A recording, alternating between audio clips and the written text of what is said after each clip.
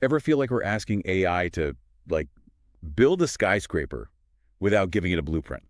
Like, here's some bricks, figure it out. Uh-huh. Right. We're diving into this research paper today, and it makes a pretty bold claim. It says a lot of the problems we're seeing with AI, they're not just technical glitches or whatever.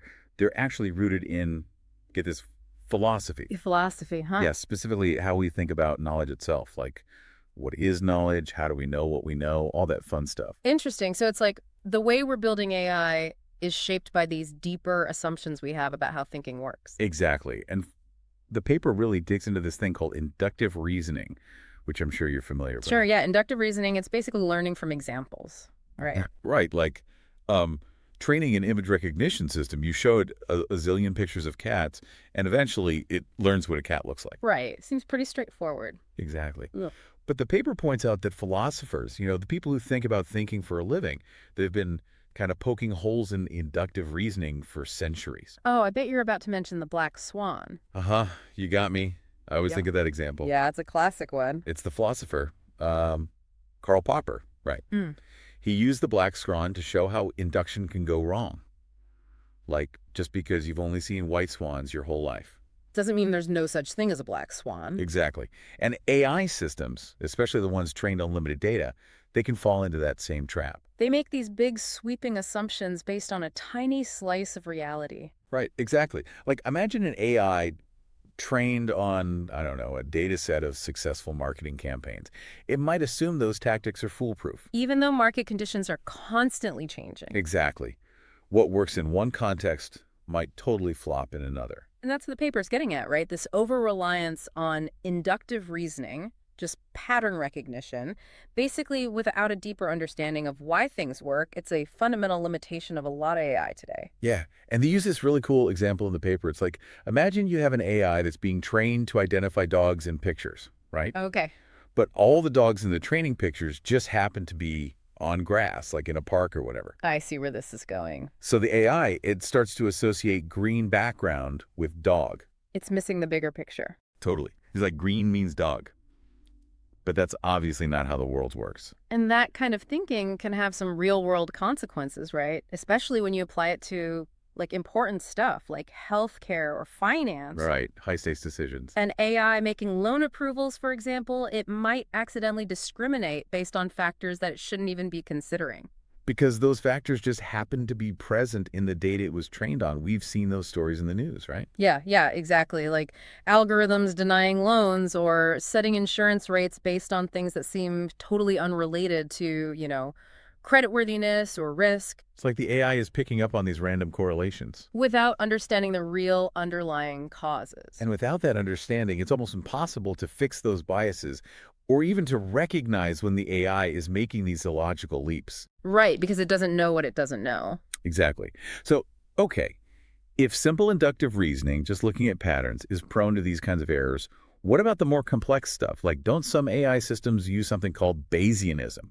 That's supposed to be more sophisticated, right? Well, Bayesianism, it is more nuanced, that's for sure. It's not just like see spot, spot is dog. Right, exactly. It's not just about simple patterns. Bayesianism, you're right, it's about updating beliefs as you get new evidence. So it's like it can learn and adjust its thinking over time, right? Exactly. But what this paper argues, and it's a good point, I think, it argues that even Bayesianism, it still bumps up against some of the same limitations. You mean it's still making assumptions based on whatever data you feed into it, even if it can adjust those assumptions later on? Exactly. Let me give you an example. They talk about medical diagnosis in the paper. Okay.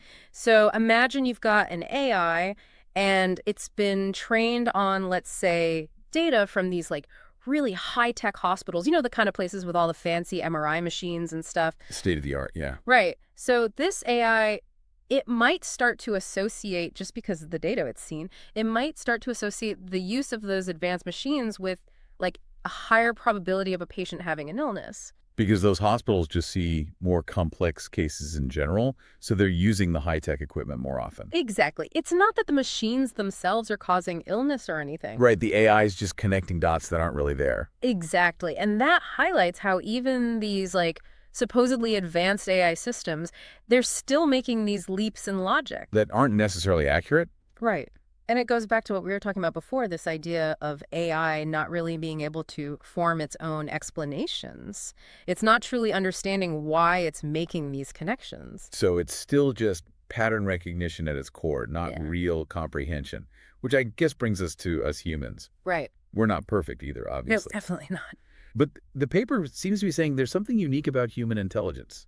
Like there's a difference between how we think and how AI, even the really advanced stuff, operates. They definitely make that argument, yeah. And the authors, they highlight our ability to come up with new explanations, to really grapple with the why of things as a key difference.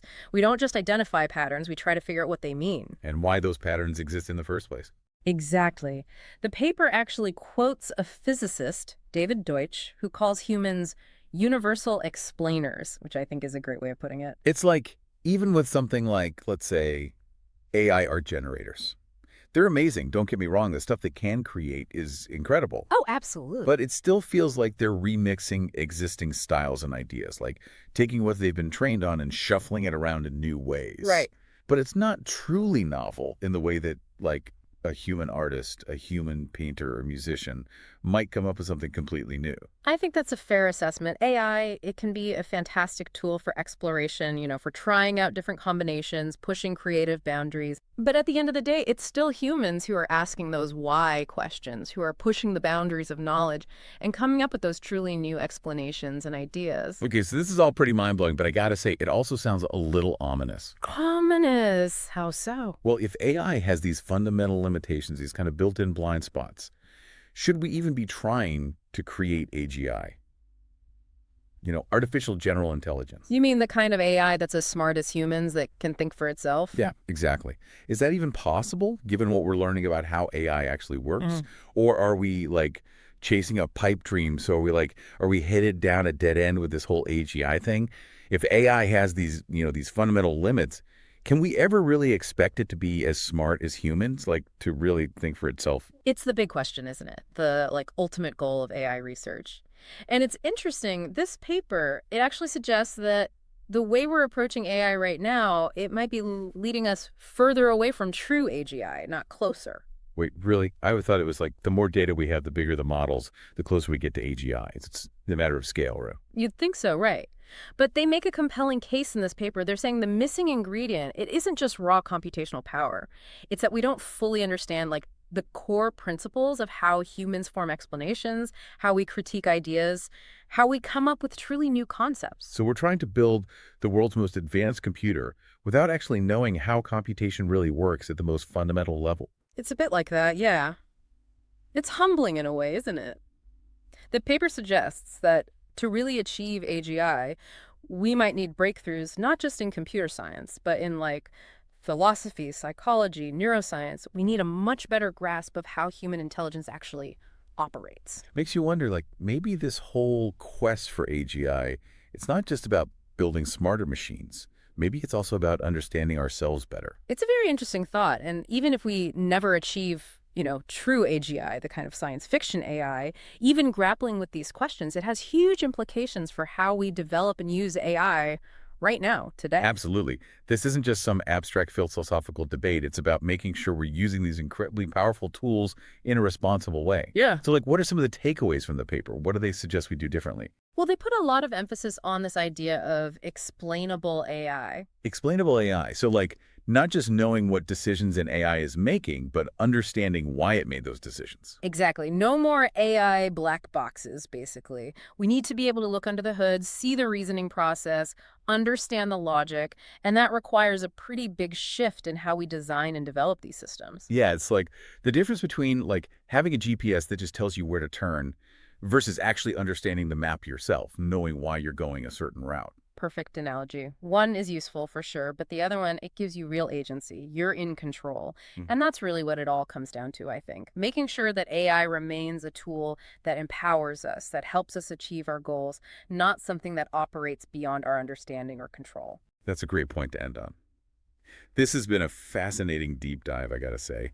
Challenging, for sure, but also really insightful and more than a little mind-bending. We've covered a lot of ground, but it's clear that AI isn't just reshaping our world. It's forcing us to ask some really fundamental questions. about knowledge, about intelligence, about what it even means to be human. I couldn't agree more. And as we move further into this age of AI, these questions, they're only going to become more important. Exactly. And for those of you listening, we'll leave you with this. If you could design the instruction manual for human intelligence, Yeah. what would you put in it? What are the core principles, the fundamental algorithms that make us uniquely capable of understanding and shaping the world around us? Something to think about. Thanks for diving deep with us.